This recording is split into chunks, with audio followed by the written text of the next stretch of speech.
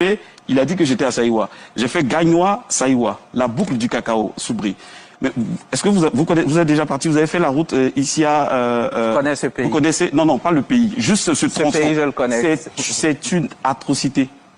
Vous voyez, donc quand on dit que on a mis des milliards pour faire les réseaux routiers et que on laisse on va dire cette boucle du cacao, là où vient tout le cacao, à peu près 80% du cacao de Côte d'Ivoire, ces routes sont délaissées, on peut dire où vont les milliards. Et on nous a mis 2 péages. Alors j'ai 3 péages. Je quitte chez moi jusqu'à Lakota, j'ai 3 péages aujourd'hui. Donc quand on met des péages pour des routes, en principe, quand on met des péages, il faut qu'il y ait une voie de contournement. Selon la loi, il n'y en a pas. Donc on nous oblige, à prendre des péages.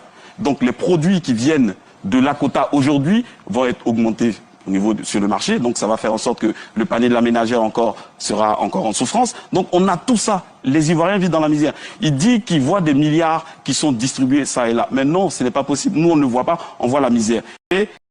Alors nos yeux et nos oreilles sont situés dans les mêmes positions. Nous venons d'entendre ce maire Pépéassi de la commune de Lakota. Mais à entendre, n'est-ce pas, ce maire parler, l'on se dirait, ou bien l'on aurait cru que à l'époque du règne FPI, entre l'an 2000 et l'an 2010, ils auraient développé la Côte d'Ivoire en matière de routes à travers toutes les régions de la Côte d'Ivoire. Mais malheureusement, quand on jette un regard rétrospectif et panoramique sur le bilan du FPI à cette époque, le bilan des infrastructures routières, un bilan catastrophique. Et ce n'est pas moi qui le dis, c'est son mentor, le président Laurent Gbagbo, qui le dit de sa propre bouche. Écoutons-le s'il vous plaît, il était à Agboville à l'époque. Le grand problème du département d'Agboville, le grand problème de toute la région de l'Agnébi et le grand problème d'une grande partie des départements de Côte d'Ivoire, c'est le problème des routes. On n'a pas de route. On n'a pas de route. On n'a pas de route. Pour aller à Séchi, c'est une catastrophe. Pour aller à Séchi, c'est une catastrophe. On peut faire à Boville, Séchi, 65 km, mais on peut faire facilement une journée. Facilement, une journée. Si on a la chance. Vous convenez avec moi que on ne peut pas faire un tel aveu d'échec et puis aujourd'hui, où la Côte d'Ivoire aujourd'hui a expérimenté le développement de ses infrastructures routières, laisser prospérer de tels discours mais populistes, des discours qui sont sans pertinence, sans percutance et sans véracité. Mais juste parce qu'on t'a envoyé sur un plateau, tu veux justifier, n'est-ce pas, la confiance que tes mandants ont eu en toi en racontant du n'importe quoi sur les plateaux de télévision. C'est justement parce qu'aujourd'hui, il y a la route que eux là peuvent parler de route. Mais à l'époque, ils disaient que le plus gros problème de la Côte d'Ivoire, c'est le manque de route. Ils le reconnaissaient.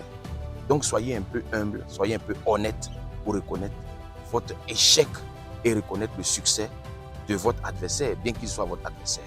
Vous n'avez rien fait hier, c'est pas aujourd'hui que vous allez venir nous distraire les oreilles et les yeux. Alors, il parle de péage. Il dit quand lui, il quitte chez lui, ce maire qui, jusqu'ici, n'a rien fait dans sa commune Lakota, et les seules fois où on entend son nom, c'est dans le bouquin, dans les chansons des artistes ivoiriens. Mais on aurait voulu entendre son nom dans les actions de développement qu'il pose là-bas à Lakota. Et non entendre son nom, Prince Arthur Tali, de Tunis, de Genève, tout ça, dans les chansons, partout. Vous connaissez bien ce nom, mais vous ne le connaissez malheureusement pas dans ce dans quoi les populations de Lakota l'attendent. Mais bien entendu, dans le bouquin, à travers le showbiz ivoirien. En réalité, c'est un maire artiste et non un maire acteur de développement. Mais il parle de péage, d'accord. Écoutons encore ce que son mentor, le président Laurent Gbagbo, disait hier par rapport au péage. Nous faisons le péage, qui est la forme moderne de financement des routes aujourd'hui, et je pense que ce sera une bonne chose. Il faut que les Ivoiriens s'habituent à ça. De toute façon, les utilisateurs des routes sont déjà d'accord, on a déjà discuté. Il est prévu dans le cadre de cette nouvelle stratégie de péage la construction de 26 stations de péage sur l'ensemble du réseau routier ivoirien. Vous avez vu? Vous savez, aujourd'hui, avec la VAR, on ne peut pas se payer la tête des Ivoiriens.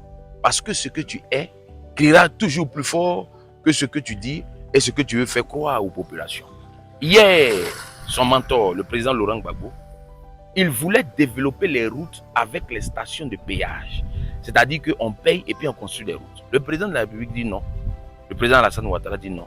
On ne va pas mettre ce poids-là sur la tête des Ivoiriens. On va développer les routes et les Ivoiriens vont contribuer pour entretenir ces routes-là. Voici la différence entre les deux hommes.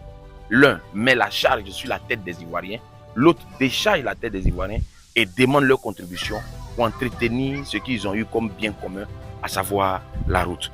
Écoutez, à cette époque, le président d'alors, le président Laurent Gbagbo, souhaitait construire, comme vous l'avez entendu dans ce reportage, plus de 26 stations de péage. Mais sans qu'une route existe.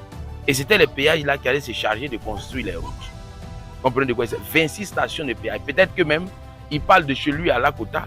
Peut-être qu'à l'époque de son mentor, on aurait eu plus de 7 stations de péage sur ce taxe routier. Mais je vais vous dire que la politique d'entretien routier,